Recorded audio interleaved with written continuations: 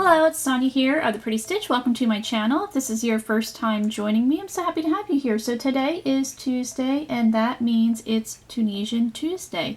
So we are going to be doing a stitch pattern, and it's going to be a variation of the one I did the previous week.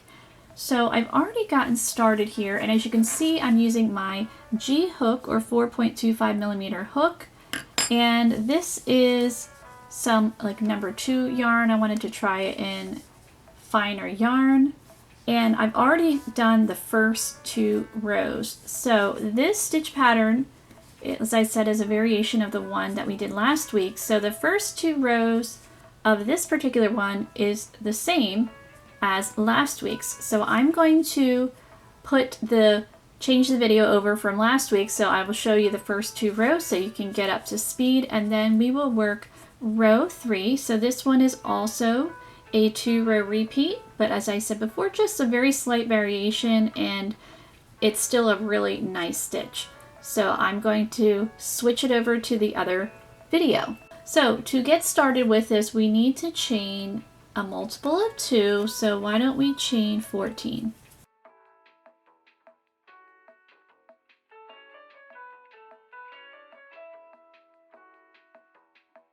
Okay, so I have my 14 chains, so we are going to work row 1, which is our setup row. So in the back bump of our chain, and that second bump from our hook, we're going to pull up a loop, and we're going to continue to pull up loops all the way across. So I chain 14, I will have 14 loops on my hook, and Tunisian crochet is always worked in 2 parts for each row. So the beginning of row 1, part 1, is often called the forward pass, and then the second part of your row, or my second part of row 1, is often called the return pass. So if you've never done Tunisian crochet before, I do have a playlist that goes over the basics, plus there's other stitch pattern tutorials and patterns as well in that playlist, so I will link that below for you in the description box.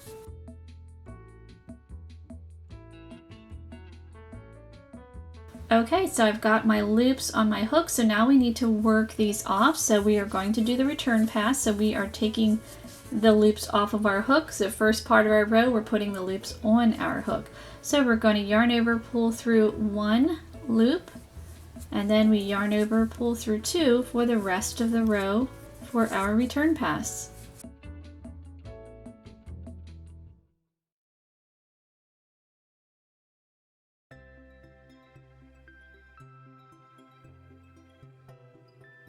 Okay, so there we go. So now we're going to work row 2, and that's going to be the start of our repeat. This is a 2-row repeat.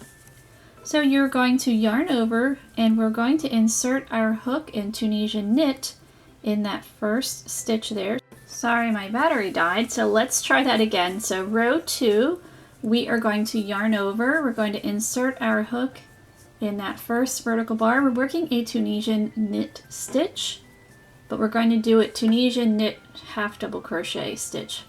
So just follow along. So yarn over, we're inserting our hook in Tunisian knit, we're pulling up a loop.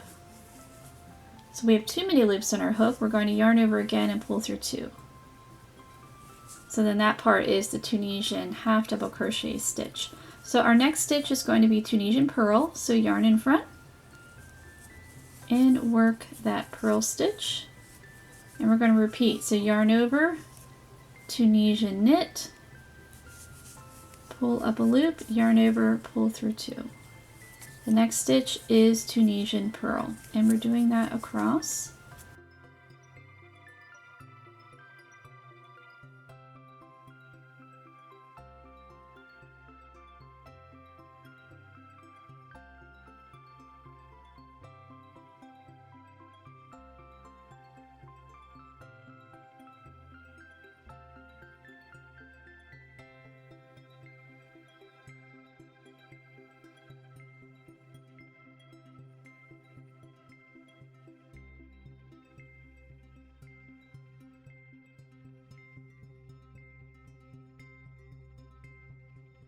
So we have 2 stitches left, so this is second to our last stitch is Tunisian purl, And then that stitch there that looks like a chain, we're going to insert our hook into that chain, pull up a loop, and there is our forward pass for row 2, and we should still have 14 loops or whatever amount you chained. So if you chain 10, you would have 10 loops on your hook. So just do a quick check. Alright, so let's work these stitches off. We're going to yarn over, pull through 1, yarn over, pull through 2 for the rest of the row.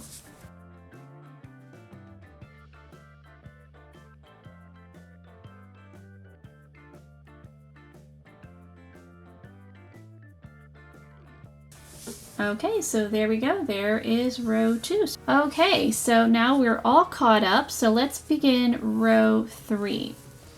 So row 3, what we're going to do is we are going to work Tunisian purl in that first stitch.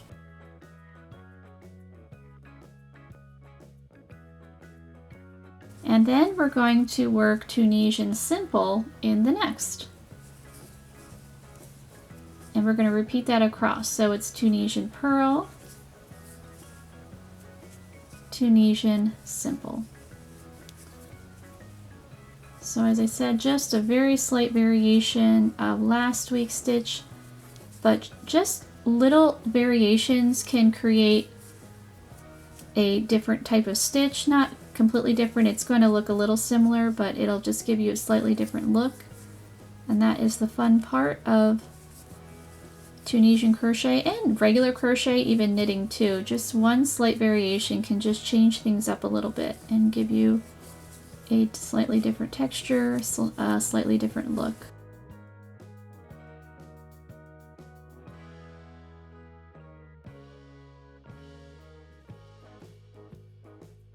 Okay, and then in our last stitch that looks like a chain, we are going to pull up a loop, and then we work these stitches off.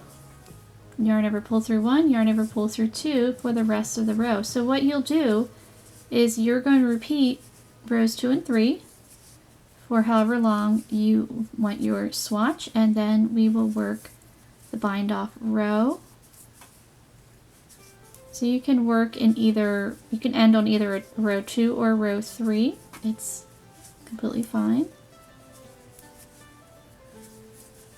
So I'm going to work quite a few more rows so you can really see the pattern, and I will meet you back. Alright, so you can see the stitch pattern now. I've worked 12 rows, and it kind of reminds me of the honeycomb stitch, like a variation of it. So now we need to bind off. So I ended on a row 2, so we need to work a row 3 for the bind off. So I'm going to have my yarn in front. We're going to work that purl stitch and bind off. So then my next stitch is Tunisian simple, bind off, and there is the purl. Let me just do that all the way across. So it's definitely similar to the one that we did last week, but just that one row is different and it creates a slightly different stitch.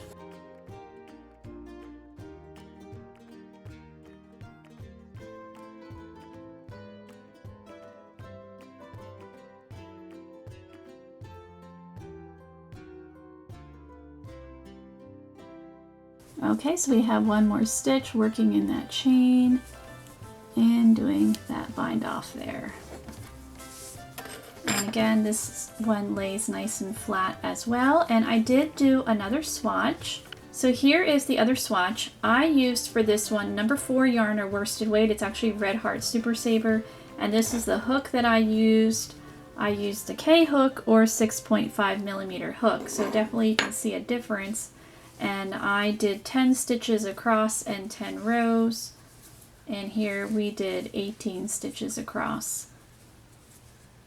So definitely it's a slightly wider than this one, but not too much. It's always fun to see the differences using different types of yarn and different size hooks. But still, it looks really nice with the larger hook and the thicker yarn, and also with the thinner yarn and the smaller hook. And here is, I still have a swatch from last week so you can see the difference in the stitch pattern, the slight variation, which makes it fun. This has a more honeycomb shape, where this one just has really nice texture here.